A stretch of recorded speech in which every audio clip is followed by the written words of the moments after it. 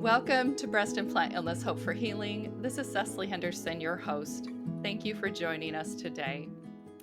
I have a very special guest I would like to introduce you to.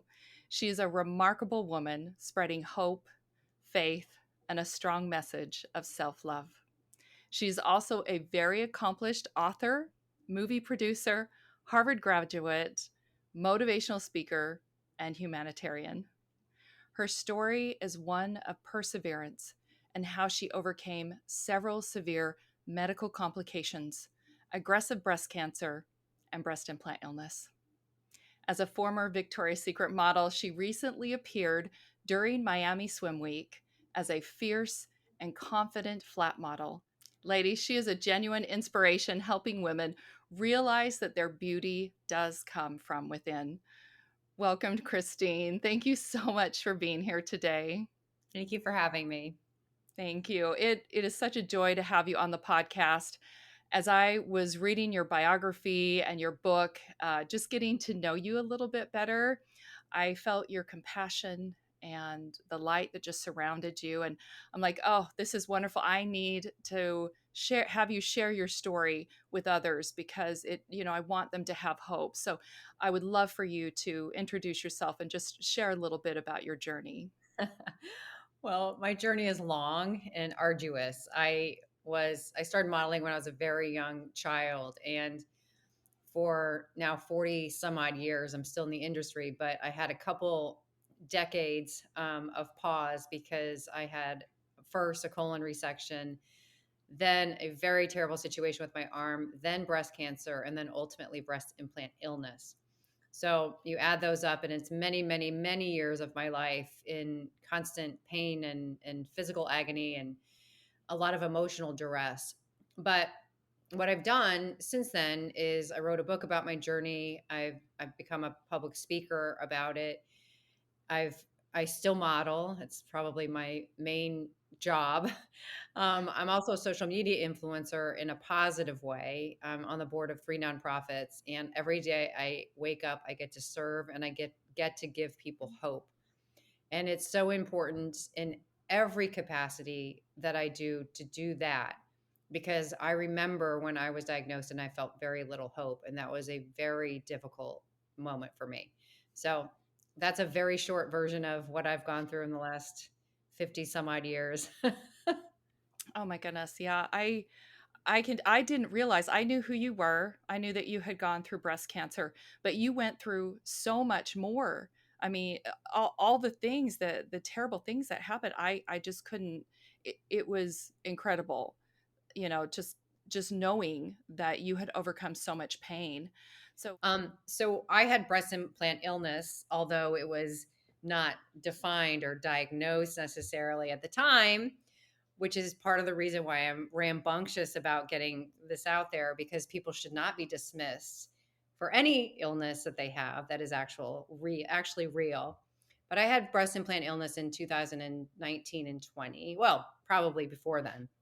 And a lot of my symptoms were I was very foggy. My cognitive abilities were challenged. I had a lot of bone pain. I had a lot of swelling in one of my implants, redness, pain. And ultimately in March of 2020, I was in the hospital for this. And there was nobody else in the hospital because it was March 25th. There was me on one floor with 3 other patients, and then there were COVID floors. And ultimately, they gave me IV antibiotics for 2 weeks, and then they sent me home with a PICC line for 2 more weeks of IV antibiotics at my home, which, you know, people think IV antibiotics in general aren't that big of a deal. I have a liver spot from chemo. That's how big of a deal medication can affect your body. So these are not benign actions. And by the way, it didn't get rid of the what was happening. So now 4 weeks of IV antibiotics. Now a month later, I'm back in the hospital for the exact same thing. More IV antibiotics for 5 days. 5 days in the hospital. Then they sent me home with bottles of medication. I was like, I thought I won the lottery because I didn't have a PICC line when I left the hospital that time. So now 10 days in the hospital, Ultimately, they said I was fine, everything was gone and resolved, and it wasn't resolved. And so by June of 2020, I was in the hospital, an emergency situation. Mm. I smile about it because if you don't smile about it, it'll make you kind of crazy. My chest was excavated at like 8 o'clock at night with total strangers, nobody I knew in the hospital. Nobody could come into the hospital with me. It was June of 2020. There was nobody allowed. And I woke up without a breast. I mean, I broke up with a concave chest and I had no idea what was happening. I had no idea. I mean, when they wheeled me back, I had 104 fever. I didn't even know really where I was. It was kind of not just loopy from the medication, but I was kind of loopy, like 104 fever as an adult Oh is my really gosh. high. That must have been terrifying. It was terrifying. In fact, this is so crazy. My implant had eaten the infection in my implant had eaten a hole through my skin. Oh my So a doctor gosh. so I'm on the hospital bed and I'm obviously laying down. I can't lift my head because I was so sick. And so this doctor comes in with an instrument that was kind of a long metal thing, and I could kind of see out of the corner of my eye, and he put it in the hole. He wanted to see how far it went in, Gosh. and it went to the implant, and I jumped. I mean, the Mm. pain was so grotesque, and I went flying up off that bed, and they were immediately that was it. They came over, they gave me some shot, they wheeled me back, and I woke up, and I had no idea what had happened. And Oh, I could wow. feel in the middle of my chest, kind of that space. If you have breasts, there's that space between. Mhm. Well, I could feel because I didn't want to touch the empty cavities because it was so painful. And I could feel that. And it was really bulging and it was so swollen. And then I kind of moved my hand over and I could feel the vacancy. And I was like, Mm. what just happened? Oh, And it gee. was a horrible moment for me. And it Yes. was months later when the physical duress was gone, finally, months, where I woke up one morning and I said to myself, I have to call my modeling agency. I have to go back to work. Because at that point, I was getting so many messages on social media from women who were like, how do you go outside without a prosthetic? How do you go with that tight shirt on and feel so confident and look so pretty? How do you do that? And I was like, I got to get on a bigger platform like New York Fashion Week or modeling in Miami Swim Week or with partners like Victoria's Secret to model lingerie without a chest to remind people their self esteem is their job to nurture. Their worth, my worth was not negated because my chest was excavated. I am whole. I am beautiful because my character is beautiful and I believe in myself. But if you don't believe in yourself, then you're going to want to cover up the scars. I don't need to cover up anything.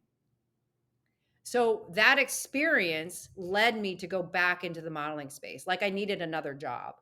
But I was like, okay, I got to go back into the modeling space so I can help other women. And man, we have made a splash. My modeling agency, my manager, the brands that hire me, we have made a splash in the fashion world. We have just taken it by storm and said, really, hear me roar. Wow, what a calling. Oh Yeah. my goodness. And God's just gonna keep putting these amazing things in your path because women need to hear this.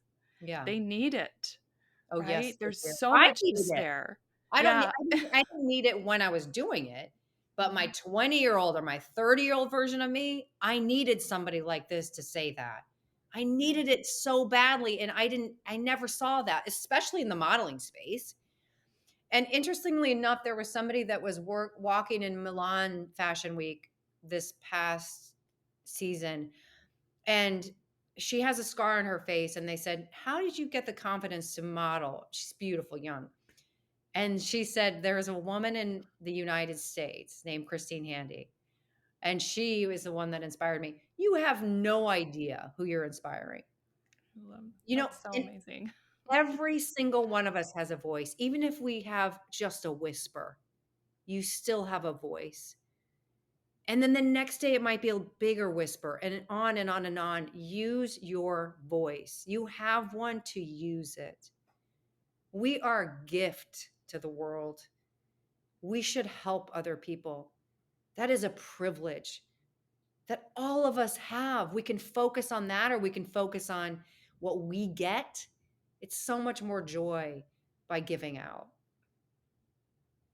Wow, Christine, thank you for the inspiring words. I feel like I've had a feast today, and that the upliftment and the light that has come from you. Thank you so much.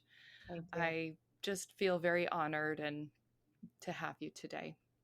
Well, again, storytelling is unifying. So we're here to unify. Absolutely.